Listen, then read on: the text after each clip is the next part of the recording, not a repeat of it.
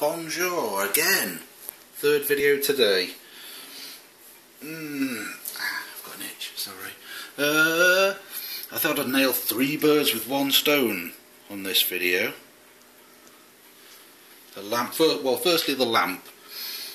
Quite an unusual lamp.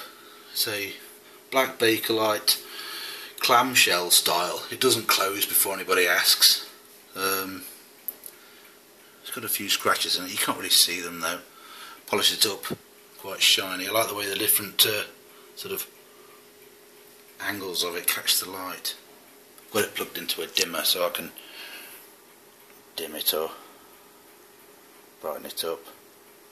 That bulb's something of a... It's not a vintage bulb, but it is a bulb which is no longer available. It's a Bell twisted glass bulb designed to look like a... it's actually gold plated. Not actual gold, I imagine it's painted. But obviously designed to look like a flame. It actually came with this bulb in it. An energy saving bulb. No, no, no. So I promptly replaced it with that bulb, which suits it. And, you know, let's be honest, it's not going to destroy the world, is it?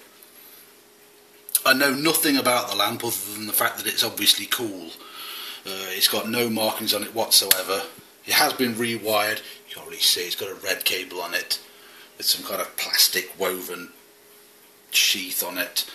I didn't do that. It's also been pat tested. You can't actually see the plug from here, but that's definitely a relief. Good old pat. And obviously the bowls. I was looking for Bakelite bowls and I spotted this one, and I instantly saw it in my mind's eye with Lindor in it. Lindor, of course, being the best chocolates you can buy. Then it turned up and Christ, it's enormous. That's a big bowl when my hands aren't that small. So this has actually taken like 3 boxes of Lindor to get decent coverage in it. But Lindor are nice anyway, so I don't mind. Sort of a red mottled Bakelite. You may notice it's not quite as shiny as my Bakelite things usually are. Bakelite's a funny stuff. It's extremely resilient to a lot of things. When it's perfect and undamaged, it's completely impermeable, so acid and stuff doesn't affect it. It also doesn't melt at any temperature. Bakelite can withstand temperatures up to about 350 degrees Celsius, but then it chars and crumbles. It doesn't melt like other plastics do, so it's weird in that regard as well. But the one thing it does have, its kryptonite if you like, is direct sunlight.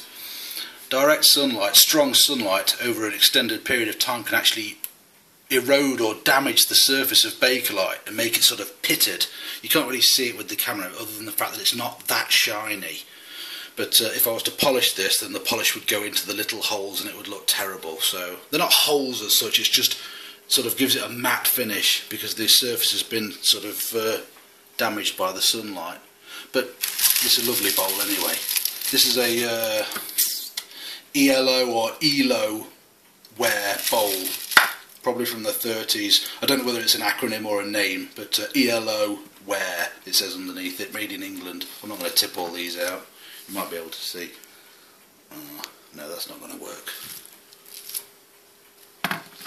And the next bowl I've got, I use this to keep